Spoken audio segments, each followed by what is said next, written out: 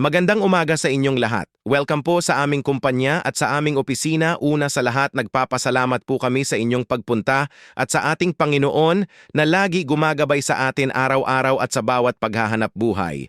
Welcome po ulit sa aming kumpanya. We are Prime World Microfinance Incorporated, start at Bulacan City. Marami na din tayong branches as a center in every municipality and provinces.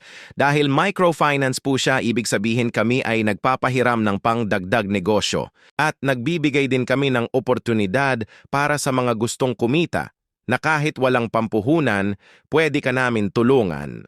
So, paano ba ang aming microfinance? Start po tayo sa 5,000 as initial loan. Pag maganda ang pagbabayad, pwedeng mag-renew hanggang 25,000.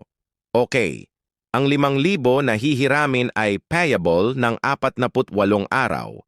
123 piso araw-araw. Wala pong collector ng linggo at special holiday.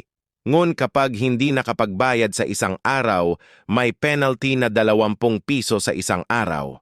Kaya iwasan po natin dahil sayang din ang 20 piso. Dahil nag-loan kayo sa amin, meron pa kaming ibibigay na insurance as assistance po sa inyo. Una, accident insurance sa halagang 10,000. Pangalawa, hospitalization sa halagang 5,000. Pangatlo, hospital daily reimbursement, 100 per araw minimum ng 15 araw. Pang-apat, burial assistance sa halagang 5,000. Pero mga nabanggit na ito ay valid lang after 30 araw. Meron din natural death sa halagang 5,000, pero after 6 na buwan din ito valid. May ibibigay din kaming produkto para sa inyong kalusugan sa halagang 750 piso. Di ba ang ganda, dami niyong benepisyo? Ngayon, meron tayong processing as membership sa halagang 768 piso. May insurance na kayo, may produkto pa kayo, nakahiram pa kayo, di ba ang ganda? At pwede pa kayong kumita kapag inalok nyo din ito sa mga kakilala nyo.